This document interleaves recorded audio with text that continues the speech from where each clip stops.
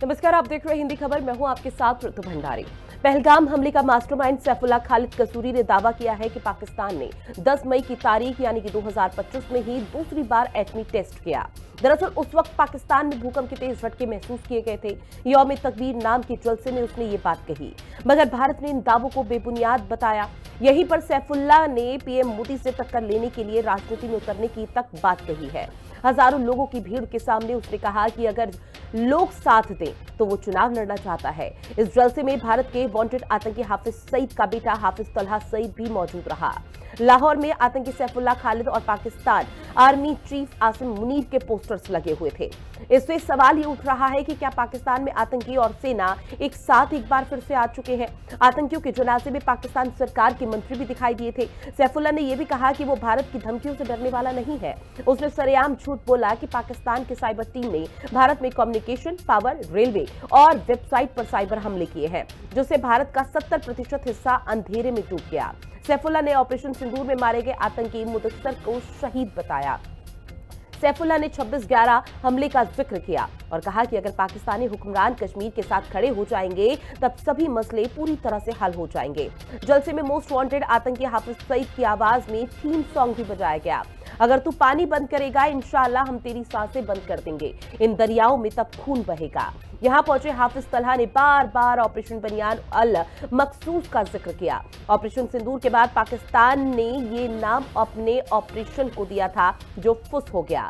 हाफिज तलहा ने भी झूठ बोला कि 10 मई को भारत सरकार 2 घंटे की जंग बर्दाश्त नहीं कर पाई क्योंकि हम बनियान अल मरसूस बनकर खड़े रहे। आगे उसने ये भी कहा कि 10 मई के दिन भारत को दुनिया भर में रुस्वा होना पड़ा। पहलगाम हमले का मास्टरमाइंड सैफुल्लाह खालिद पीओके में ट्रेनिंग ले चुका है। 2 महीने में पीओके में हमास और लश्कर कमांडर अबू मूसा समेत कई लोगों की बैठक हो चुकी है। आतंकियों के जलसे में सेना और पुलिस अधिकारी भी नजर आए। अब ऐसे में सवाल भी उठ जाते हैं और सवाल ये लगातार उठ रहे हैं इस पूरे मामले से जुड़े हुए कि क्या पाकिस्तान ने एक बार फिर से एटमी टेस्ट किया है, और अगर पाकिस्तान ने एटमी टेस्ट किया है तो उसके पीछे उसकी कायराना हरकत क्या वो सबसे छिप पाएगी। सवाल ये भी कि क्या पाकिस्तान सेना और आतंकी एक ही मंच पर आ चुके हैं। आज इसी पर हम चर्चा करेंगे। खास पैनल भी हमारे साथ जुड़ चुका है जिनसे आप सभी का परिचय करा दें। आशीष मिश्रा जी जो कि बीजेपी के नेता हैं, अनिल शर्मा जी कांग्रेस के नेता, आईजी आर.के. भार्गव जी रिटायर्ड रक्षा विशेषज्ञ हमारे साथ जुड़े हुए हैं, कैप्टन आई सिंह भदौरिया जी हमारे साथ जुड़े हुए हैं जो कि रिटायर्ड रक्षा विशेषज्ञ। आप चारों का बहुत स्वागत करती हूँ हिंदी खबर में। शुरुआत आशीष मिश्रा जी आपके साथ। पाकिस्तान अभी भी अपनी हरकतों से सर बाज नहीं आ रहा। दुनिया भर में वो कोशिश कर रहा है कैसे झूठ परोसा जा सके, चाहे उसकी फितरत या असलियत कुछ भी हो। लेकिन सवाल फिर ये उठ जाता है कि कभी कभार आप लोगों के मन में संशय की स्थिति बरकरार नहीं होती कि कहीं हमने सीज फायर को लेकर कई बड़ा कदम या फिर गलत कदम तो नहीं उठा लिया।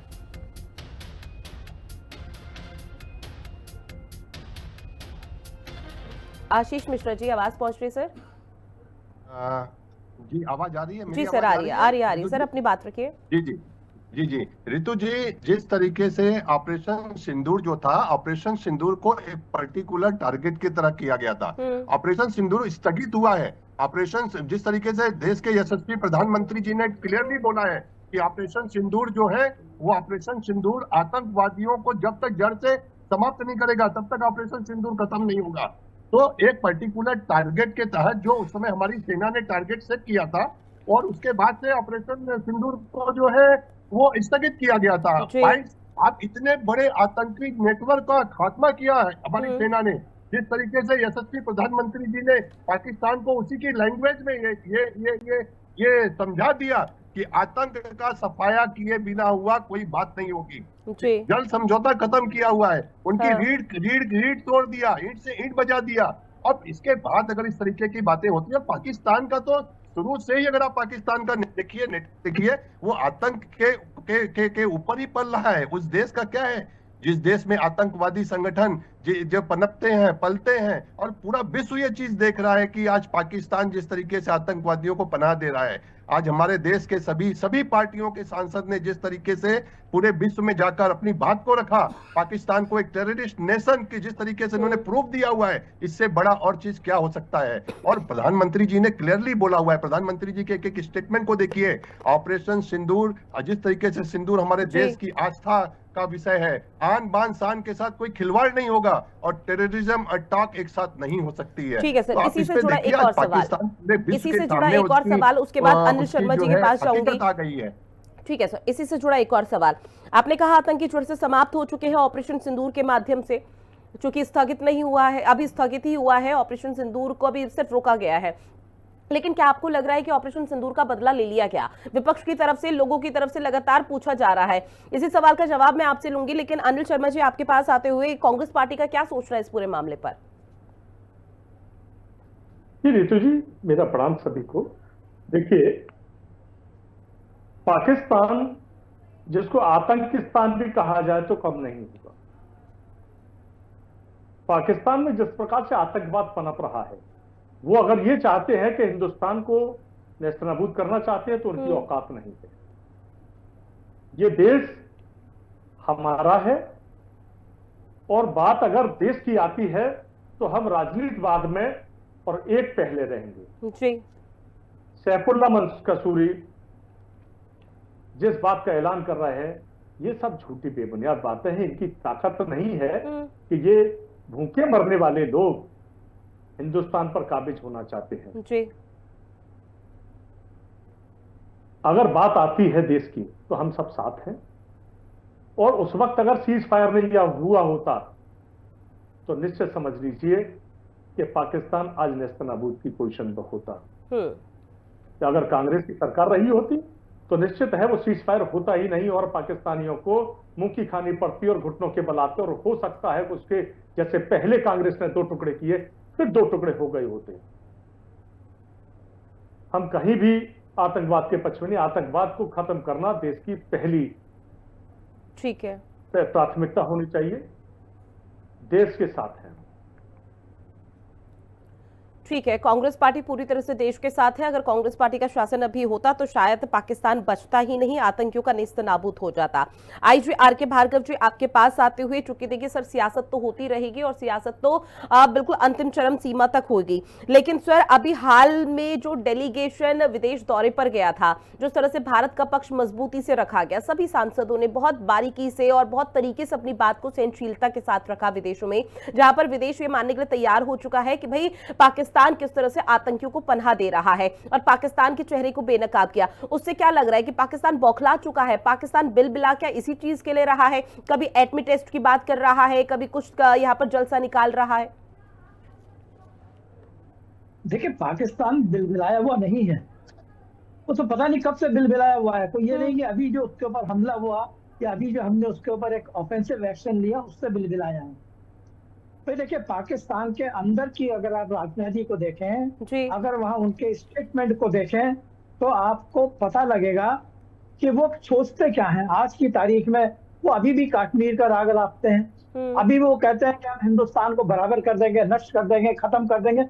अरे भाई, उन्हें कम से कम पता तो होना चाहिए, जो भी उनकी इंटेलिजेंसिया है, कि जो भी आर्मी के कमांडर है, उन्हें सब पता है कि वो कहीं भी आज की तारीख में हिंदुस्तान के सामने नहीं टिकते हैं और ना ही टिक पाएंगे।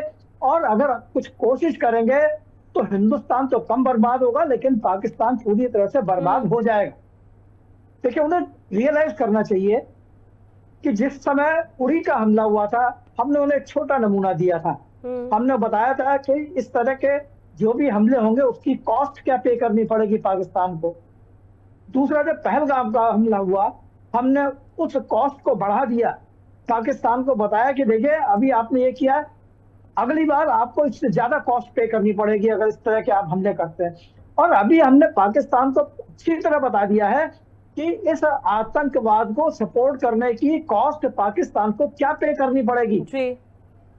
अब उसके बाद उनके यहाँ कोई ये सैफुल्लाह कसूरी और ये सब आकर के बीच में बयानबाजी करते हैं, तो इनका या तो दिमाग में अकल नहीं है इनके, या ये समझते नहीं है, या समझना नहीं चाहते हैं, या बैठ करके सिर्फ वहां अपने आप को दिखाते हैं कि हम कुछ हैं, ताकि उनके जो भी उनके अपने हित हैं वो सिद्ध होते रहें। अभी ये उन्हें नहीं पता है कि आज की तारीख में कितना वो आतंकवाद फैला लेंगे। ठीक है, मान लो फैला लिया, उन्होंने वहां से 100 आदमी भेज दिए। मैं ये नहीं कहता कि आतंकवाद पूरी तरह से हमने खत्म कर दिया, नहीं। अगर वहां 400 आतंकी थे, हमने 100 मार दिए, 300 अभी भी जिंदा होंगे। जो कश्मीर में घुस के आ गए हैं वो अभी भी जिंदा हैं, जब तक उन्हें साफ नहीं करेंगे तब तक आतंकवाद खत्म नहीं होगा।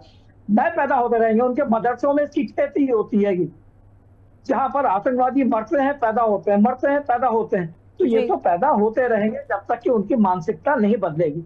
लेकिन सवाल यही है कि हम कब तक इसको सहन करेंगे और कितना सहन करें। हमें हर बार उसकी कॉस्ट जो पाकिस्तान को पे करनी पड़ेगी, हमें उसको बढ़ाना पड़ेगा। अभी हमने उनका पानी बंद किया है, उनके जो आतंकवादी वो थे ट्रेनिंग केंद्र, उनको हमने बर्बाद किया है। उनके जो अंडरग्राउंड जो उनके बाकी इंपॉर्टेंट स्ट्रेटेजिक इंपॉर्टेंस के उनके जो एयरफील्ड है उनको हमने बर्बाद किया है। अल्टीमेटली उन्हें रियलाइज करना चाहिए कि हम किस हद तक, या ये कहूं कि भारत किस हद तक उनको बर्बाद कर सकता है, किस हद तक जा सकता है। अच्छा होगा वो इस बात को रियलाइज करें कि आराम से शांति से बैठो, चुप रहो, खुद भी शांति से रहो, हमें भी शांति से रहने दो। लेकिन सर बाद में वही तो तस्वीरें तो सामने आ रही है, जो रिएक्शन अब तक पाकिस्तान के अगर हम जिक्र कर रहे हैं उनको, उन पर नजर डालें तो पाकिस्तान चुप बैठने की कोशिश कर कहाँ रहा है। क्योंकि एक तरफ हुक्मरान चुप बैठ जाए तो आतंकी उनको भड़का रहे हैं कि भैया हम तो, आप लोग चुप क्यों बैठे हुए हैं, यहाँ पर बदला ले। और शायद यही एक मात्र वजह जिसकी वजह से पाकिस्तान जल्दी बर्बाद हो जाएगा। हमारे साथ कैप्टन आईसी भदौरिया जी भी जुड़े हुए हैं। जी सर, लौट रही हूँ आपके पास। आईसी भदौरिया जी, आपके पास आते हुए सर, सेना और आतंकियों के बीच जो पाकिस्तान में हमेशा से देखने को मिला और हुक्मरान किस तरह का कनेक्शन रहा है, भाईचारे का हमेशा से रहा है। इसीलिए तो कहा जाता है कि पाकिस्तान ने अपने गढ़ को, अपने राज्य को, यहाँ पर अपने देश को पूरी तरह से आतंकिस्तान बना दिया। अब एक बार फिर से वही तस्वीरें देखने को मिली, जो जलसा निकला लाहौर में, वहां पर आतंकी सैफुल्लाह खालिद और पाकिस्तान आर्मी चीफ आसिम मुनीर तक के पोस्टर लगे थे। इससे तो यही संदेश जाता है पूरे विश्व भर में कि पाकिस्तान ने एक बार फिर से आतंकियों को पनाह दे दी। और आपको याद होगा ऑपरेशन सिंदूर जब हुआ था तो उस दौरान जब आतंकियों के जनाजे निकल रहे थे उसमें वहां पर पाकिस्तान के जो हुक्मरान है वो मौजूद थे। तो ये विश्व भर में क्यों दोगुलापन अपनाने की कोशिश पाकिस्तान इस वक्त कर रहा है? रितु जी, हमारी आवाज आ रही है आपको? जी सर, आ रही है। देखिए रितु जी, सबसे मैं एक अहम बात पॉइंट आपको बताना चाहूंगा जी, कि पाकिस्तान आर्मी और पाकिस्तान की सरकार ये दोनों एक ही है, एक दूसरे के बगैर ये चल नहीं सकते। आर्मी, वहां की आर्मी ही वहां की सरकार को चलाती है, सरकार तो वहां कुछ है ही नहीं। तो आर्मी अपना जो प्रॉक्सी वार है उसको हरदम जारी रखना चाहती है, कि उसे मालूम है कि भारतीय सेना के साथ वो युद्ध करके कभी नहीं जीत सकते। ये उन्होंने हर लड़ाई में देख लिया है, चाहे जनरल जियाउल हक से लेके और आज दिन तक।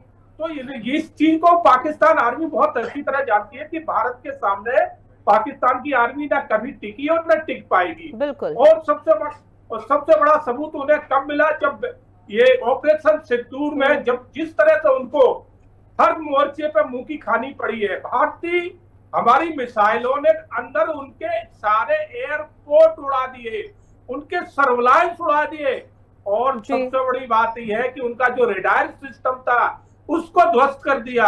और जिस देश का रेडार सिस्टम खत्म हो जाता है फिर वो बाहर से आने वाले किसी भी एयर अटैक को वो नहीं रोक सकते हैं। और इसी का लाभ हमारी एयरफोर्स ने लिया और उनके अंदर घुस के ऐसी कोई जगह नहीं छोड़ी जहां पर बम ब्लास्ट ना किए हो। और उसकी तस्वीरें खुद पाकिस्तान वाले सोशल मीडिया पे पोस्ट कर रहे हैं, जिसमें दिखाई दे रहा है कि उनका बावलपुर देखिए, जो आतंकी अड्डे थे किस तरह से नष्ट किए हैं, उनके एयरपोर्ट किस तरह से नष्ट किए हैं। तो ये सारी चीजें वो जानते हैं। मगर हाँ, एक और चीज चल रही है पाकिस्तान के अंदर कि पाकिस्तान में सरकार प्लस आम पब्लिक, जनता, इसमें एक बार छिड़ा हुआ है। वो नहीं चाह रहे कि हम जो है ना, हमारे साथ ऐसी सेना और ऐसी सरकार रहे जो सिर्फ हमें लड़ाना जानती है, हमें बेवकूफ बनाना चाहती है और देश में कोई विकास काम नहीं हो रहा है। तो इस सब पे पर्दा डालने के लिए वो इस तरह की हरकतें इन आतंकवादियों को लेके आते हैं, आतंकवादियों से इस तरह के स्टेटमेंट दिलाते हैं और भारत में इस तरह की हरकतें कराते रहते हैं। मगर अब वो जान चुके हैं कि भारत अब पहले वाला भी नहीं है। पहले तो फिर भी सरकारें जो हमारे यहाँ अटैक होते थे एक डोजियल लिख के दिया करती थी कि भाई आपके ये लोग हैं, इन पे आप कंट्रोल करिए। हमारे यहाँ आके इस तरह का ये आम पब्लिक में आके ये बम ब्लास्ट कर रहे हैं, लोगों को मार रहे हैं। मगर अब उन्हें पता चल गया कि अब जो सरकार है वो डोजियर भी नहीं देती, बिल्कुल, और वो सीधा डोज दे देती है। जवाब देती है। 4 बार डोज दिया गया है और अभी सिंदूर में दिया गया है। लॉटरी वाले आपने शर्मा जी देखा आपके होगा, पास। मैं एक अच्छा पॉइंट ऋतु जी आपको और देना चाहूंगा कि हमारे यहाँ एक 26/11 हुआ था और जिसमें कितना बड़ा जो ना लोगों की जान हानि हुई थी और हमारी एयरफोर्स रेडी पोजीशन में आ चुकी थी। पूरी उसने मिसाइलें पाकिस्तान की तरफ मोड़ दी थी, पूरे एयरक्राफ्ट तैयार खड़े थे उड़ने के लिए। मगर जब एयर चीफ मिस्टर धनुआ थे उस टाइम, उन्होंने भारत की जो सरकार थी उस टाइम की सरकार, उससे इजाजत मांगी कि आप मुझे अटैक करने की पाकिस्तान पे इजाजत दीजिए, मगर सरकार ने नहीं दी। तो ये पाकिस्तान इस बात को समझ चुका है कि पहले ये बातें चल जाती थी, मगर आज जो शासक बैठा है, आज जो मोदी सरकार है, ये पलट के जवाब देती है और हर मोर्चे पे जवाब दिया हो। उड़ी में इन्होंने किया, उड़ी का जवाब मिला, पुलवामा का मिला, पुलवामा में जवाब मिला, और जब इन्होंने पहलगांव किया तो किस तरह का जवाब मिला कि पूरा पाकिस्तान ही तहस नहस कर दिया है। अब वो अपना मन बहलाने के लिए इस तरह की बातें करते रहते हैं क्योंकि उन्हें वहां पाकिस्तान में आतंकवादियों को जिंदा रखना है, क्योंकि जब वहां आतंकवादी नहीं बचेंगे तो वहां कोई बचेगा भी नहीं। क्योंकि आज पाकिस्तान के अंदर ना तो इंडस्ट्रियल है, ना कोई विकास कार्य बचे हैं, वहां आतंकवादी और सेना। और एक चीज और सबसे बड़ी बात है, वो कहते जरूर है कि हमारे यहाँ आतंकवादी नहीं है, मगर जिस तरह से वहां अभी ऑपरेशन सिंदूर में जो हमारे सेना ने, एयरफोर्स ने उनके 9 हेडक्वार्टरों को उड़ाया था, उसमें 200 से अधिक आतंकवादी मारे गए। कुछ उसमें उच्च लेवल के जो कहते हैं ना, हाई लेवल के जो आतंकी थे वो भी मारे गए। उनके जनाजे में पाकिस्तान के जनरल, लेफ्टिनेंट जनरल, ब्रिगेडियर, ये लोग जनाजे में शामिल हुए। तो आर्मी और पाकिस्तान की टेररिस्ट और सरकार, ये तीनों का कोऑर्डिनेशन है, तीनों एक है, कहीं कोई अंतर नहीं है। बिल्कुल, और इसलिए पाकिस्तान की आवाम फिलहाल यही कह रही है कि हमें किसी तरह से इस चीज से छुटकारा मिल जाए, पाकिस्तान के हुक्मरानों से छुटकारा मिल जाए। लौटूंगी सर मैं आपके पास, क्योंकि अनिल शर्मा जी शायद आपकी बात को आगे बढ़ाना चाहते हैं, जिसमें आपकी तरफ से जिक्र किया गया था कि पहले की सरकारों की तरफ से कोई बड़ा कदम नहीं उठाया जाता था और पाकिस्तान में जो भी अटैक पाकिस्तान की तरफ से होता था डोजियर भेज दिया जाता था। अनिल शर्मा जी अपनी बात रखिए। जी ऋतु जी, बहुत सारी बातें अभी कैप्टन आई सिंह भदौरिया जी ने बताई। रक्षा विशेषज्ञ के साथ साथ ये भाजपा के प्रवक्ता भी हैं, क्योंकि पिछली सरकारों का बखान ये उन्होंने किया। पिछली सरकारों में सदन पर हमला भी इन्हीं की सरकार में हुआ था, उससे पहले की सरकारों में भी घटनाएं हुई, लेकिन हम नहीं चाहते कि राजनीतिकरण इस मामले का हो। लेकिन भाजपा के जो प्रवक्ता महोदय जो वर्तमान में रक्षा मंत्री के रूप में या रक्षा विशेषज्ञ के रूप में आपके चैनल पर बैठे हैं, ये जिस प्रकार का जो बखान कर रहे हैं ना कि कांग्रेस ने कुछ नहीं किया उस समय की सरकार में, उस समय सीधे सीधे कटाक्ष कांग्रेस के ऊपर, ये भाजपा के प्रवक्ता हैं। ठीक है सर, मुझे लगता है कांग्रेस पार्टी को इससे बचना चाहिए, पर्सनल अटैक कमेंट नहीं करना चाहिए, पर्सनल अटैक नहीं करना चाहिए। मैं बता रहा हूं ना, केवल ठीक है, आपका परसेप्शन हो सकता है, आपको उनकी विचारधारा, उनकी बात आपको पसंद नहीं आई है। अनिल शर्मा जी, एक सेकंड, आशीष मिश्रा जी, ठीक है, हो सकता है सर आपको उनकी बात पसंद नहीं आई, उन्होंने जिस तरीके से, जो सलीके से अपनी बात को रखा वो कांग्रेस पार्टी को समझ में नहीं आई हो, लेकिन जरूरी नहीं कि अगर वो कुछ और बोल रहे तो वो बीजेपी के प्रवक्ता हो जाते हैं। ऐसे पर्सनल कमेंट से कांग्रेस पार्टी को बचना चाहिए। कांग्रेस पार्टी का इतिहास रहा है कि देश के सेना के 100 के ऊपर इन्होंने क्वेश्चन उठाया है। आज इतने आशीष मिश्रा जी, लौट क्यों सर, एक सेकंड बस अनिल शर्मा जी की बात कंप्लीट हो जाए। के साथ इन्होंने जोड़ा हुआ है, हमको इस बात का खंडन करना चाहिए जो है। ठीक है, अनिल शर्मा जी जल्दी से अपनी बात रखिए। देखिए, देश का मामला अगर आता, हमने पहले भी कहा कि पाकिस्तानी अपनी औकात में रहे, ये इनकी ये धमकियों से हिंदुस्तान डरने वाला नहीं है। ये चाहते मोदी जी को धमकाने के, मोदी जी केवल आपके प्रधानमंत्री नहीं, देश के प्रधानमंत्री, हमारे भी प्रधानमंत्री हैं। और जब हमारे देश पर और हमारे प्रधानमंत्री पर कोई बात है कि हम राजनीति की बात करें तो आपस में हम घर में करेंगे, लेकिन पाकिस्तान अगर हमारा बाहर का देश अगर हमारे देश के प्रधानमंत्री पर कोई कटाक्ष करेगा, कोई धमकी देने की कोशिश करेगा, तो हमें खुली चेतावनी उसको देना चाहते हैं कि जरा सी धमकों से बिखर जाए, इतने बेजार नहीं है और हम तलवार है, कोई शीशे के जार नहीं है। पाकिस्तानी अपनी औकात में रहे। ठीक है, हिंदुस्तान एक है और सभी के लिए एक है। ठीक है, आशीष मिश्रा जी, जिस तरीके से कांग्रेस के नेता और इनके पार्टी के वरिष्ठ नेता जिस तरीके से देश के ऊपर, देश की सेना के अदम्य साहस के ऊपर जिस तरीके से क्वेश्चन उठाते हैं वो बहुत ही निंदनीय है। जब भी देश में चुनौतीपूर्ण वातावरण रहा है, देश के तब जरूर प्रधान विपक्ष ने देश ऐसी के कुछ ऊपर हमले घटनाएं का उन्होंने सेना ऐसी के ऊपर कुछ प्रश्न किया उठाया ना है किसी जिससे पर, सेना लेकिन के बहुत शौर्य अगर के प्रश्न ऊपर की अगर बात क्वेश्चन मार्क करें आया हुआ तो है। सार्थक और वही प्रश्न चीजें देश के हमारे नेताओं ने टेलीविजन में किए चलती हैं, हैं, उन सार्थक टेलीविजन में प्रश्नों का चलती है। सरकार को जवाब मैं सदन में एक ही देना लाइन में चाहिए। बोलूंगा, लोकतंत्र के सबसे बड़े मंदिर में आप जवाब विशेष देने की बनने के जिम्मेदारी चक्कर में अवशेष देश बन के जाएंगे। प्रधानमंत्री ये और भारत की जनता नेता है, सदन की ये होती भारत है माता की जय बोलने और वाली गृह जनता मंत्री है। और रक्षा जिस मंत्री की तरीके से होती है। प्रधानमंत्री ये नरेंद्र मोदी जिम्मेदारी जी के के साथ वह नेतृत्व सदन में को और देश की 140 सेना ने करोड़ अदम्य देश साहस की का जनता परिचय जब दिया हुआ जवाब है। चाहती है नया तो भारत है जवाब देना ये पड़ेगा घाने चूस के आपको। मारता है आप उन और जवाबों पूरे से बच विश्व ने नहीं देखा। सकते। और कब से ये राजनीतिकरण न करिए एटमी हर हम मामले एटमी का। शक्ति है, पाकिस्तान एटमी शक्ति है, जिस प्रधानमंत्री प्रकार नरेंद्र से मोदी एटमी बम क्या सिर्फ उनके ऑपरेशन पास में है? सिंदूर का सबसे लेकिन बड़ा हाँ, फायदा हमारी उठाने एक का कोशिश जिम्मेदार आपने सरकार की। है, नरेंद्र ऑपरेशन मोदी सिंदूर जी एक खत्म जिम्मेदार किया। सरकार ठीक के है, नहीं, छह नेता और है। 7 मई को नरेंद्र मोदी दरमियानी जी रात सेना को को जब कभी ऑपरेशन छोड़ दिया। सिंदूर यहाँ पर आपने चलाया गया ऑपरेशन था और सिंदूर ऑपरेशन घर घर सिंदूर एक सिंदूर ऐसा अभियान पहुंचाएंगे था शायद और जिसे पाकिस्तान सेना की कभी वर्दी भूल में नहीं पाएगा, प्रधानमंत्री क्योंकि जी किस तरह से फोटो पाकिस्तान खिंचाकर के वोट मांग तकरीबन रहे 9 हैं। से 10 ठिकाने यहाँ पर पूरी तरह से निस्तानाबूद कर दिए गए थे और शायद उसी की वजह से पाकिस्तान बौखलाया हुआ है और आगे आने वाले समय में पाकिस्तान की तरफ से कोई अटैक ना किया जाए इसका भी लगातार ध्यान रखा जा रहा है। बहरहाल मेरे पास समय की कमी, आप सभी मेहमान हमारे साथ जुड़े, इस महत्वपूर्ण विषय पर चर्चा की है उसके लिए आप सभी का बहुत शुक्रिया।